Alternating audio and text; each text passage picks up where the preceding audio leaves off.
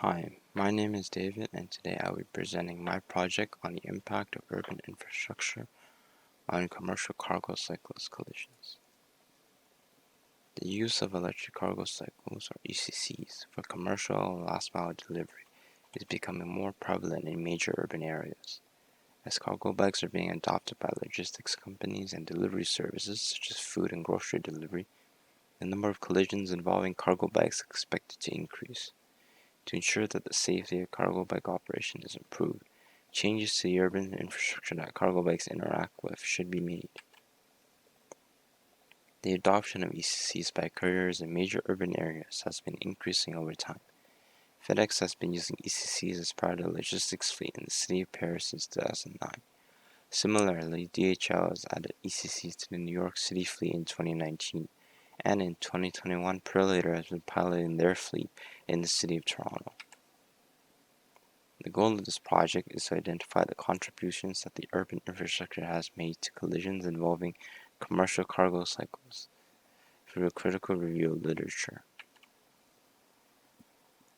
The objectives include understanding the relationship between the urban design of urban infrastructure and collisions involving commercial cargo cyclists, identifying infrastructure elements that can contribute to a potential collision, identifying infrastructure-based countermeasures that can reduce the risk of cyclist collisions, and providing recommendations from literature to improve urban infrastructure design for cargo cyclists.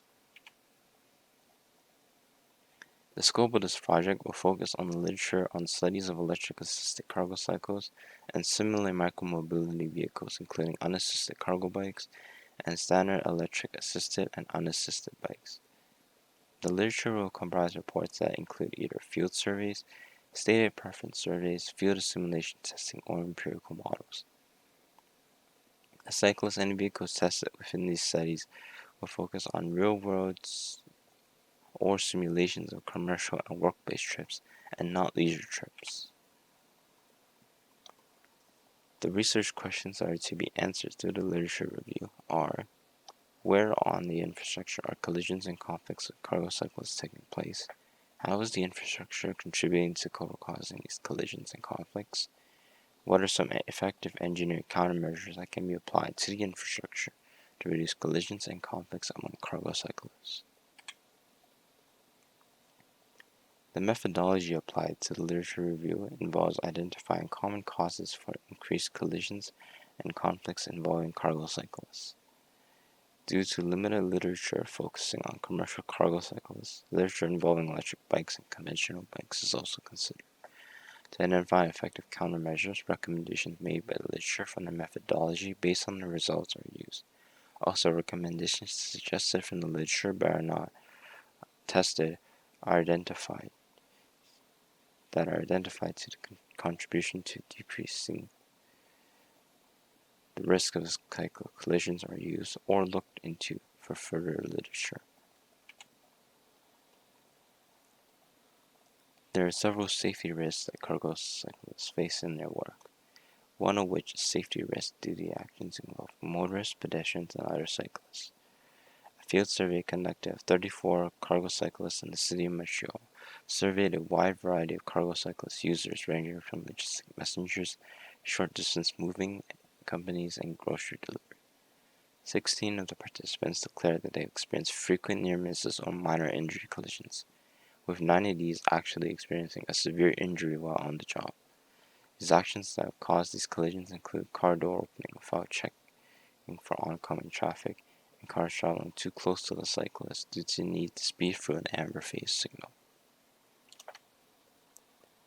Cyclist visibility is another factor that affects the safety risk cargo cyclists experience.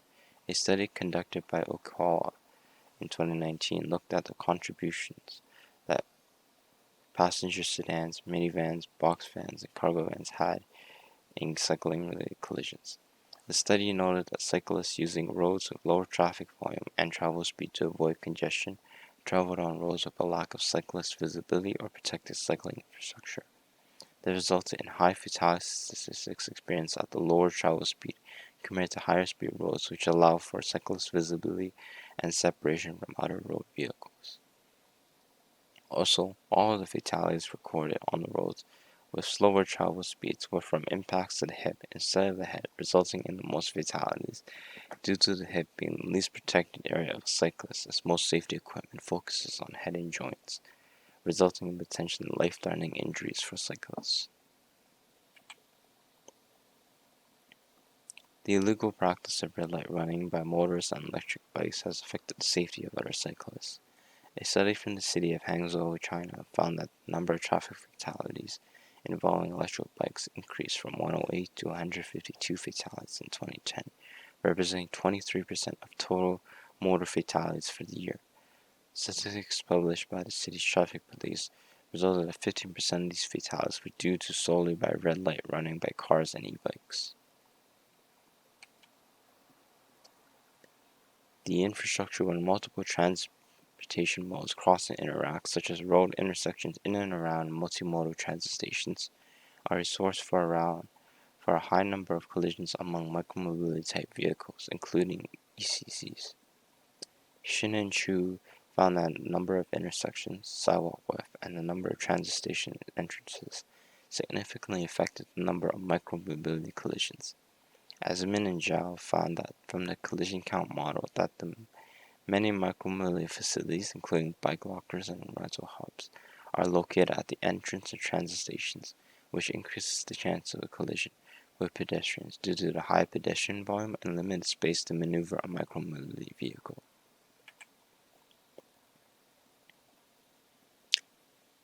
Several studies provide recommendations to improve urban infrastructure for electric cargo cycles and micromobility vehicles.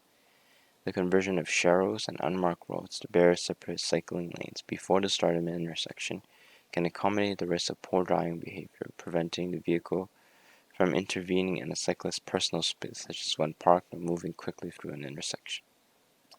In cyclists where cycling infrastructure is currently scarce, targeted planning of complete street networks between residential areas and places of commerce and last-mile logistics hubs will allow for safer routes for commercial cyclists to deliver goods. The availability of parks and recreation space in dense urban areas can reduce the probability of a collision involving cyclists. Haidara found that the number of micromobility collisions with pedestrians and vehicles decreased with the presence of a green space with featuring multi-use pathways or bike paths. However, moving cyclists away from motor vehicles does not by itself solve the bicycle safety problem, as concluded from a study by Altman, Hall, and Katenecker, which compared collision and injury rates on roads, paths, and sidewalks for the city of Toronto and found rates to be similar to each other. Improved multimodal station planning can be performed to reduce collisions between cyclists, pedestrians, and motor vehicles at transit station entrances.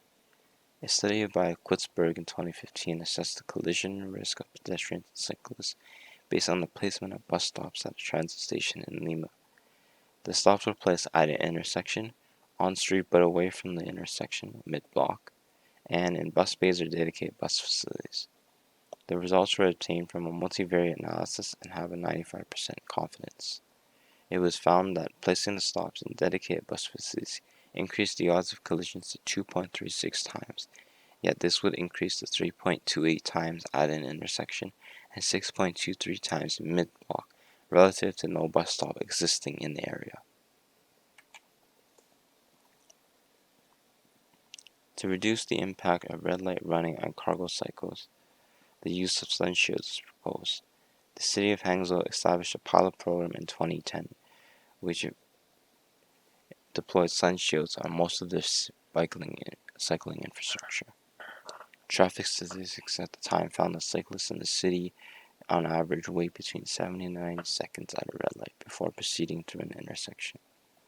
The test was conducted in both cloudy and sunny weather conditions, and it was found that the number of red light runners decreased by a factor of 1.376 during cloudy conditions, with the number of red light runners during hot and sunny conditions decreasing by a factor of 1.756. However, the implementation of sun shields can only be done on barrier-separated bike lanes due to spacing, and the shields should allow for cyclists to be visible to motorists. In conclusion, many factors result in the urban infrastructure affecting the safety of commercial cargo cyclists.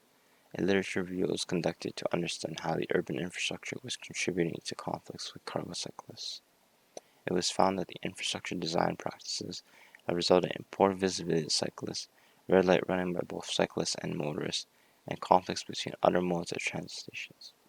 Recommendations from the literature included the adoption of more barrier-separated cycling infrastructure, establishing cycling routes for parks and recreation stations to avoid motor traffic, relocating bike lockers and bus stops at transit stations away from entrances and curbs respectively, and using sun shields on protected cycling lanes to reduce the risk of collisions from red light running. Yet mainstream adoption of these countermeasures is restricted by economic and planning policies governing these urban areas. Changes to planning policies and practices in urban areas can allow for better placement of cycling facilities to reduce conflict with other road users and pedestrians. With many urban areas currently conducting cargo cycle pilots, it is expected more data will be available in the future to perform safety analysis aimed directly at cargo cycles. Future work should use this pilot data to develop revised solutions to the research questions listed at the start of the literature review, and should include analyzing the economic viability of countermeasures that result in a noticeable improvement in cargo cyclist safety over measures that are aimed solely at conventional bikes, in order to understand if planning for cargo cycles needs to be separate from bikes or can it be combined to simplify planning. And thanks for watching.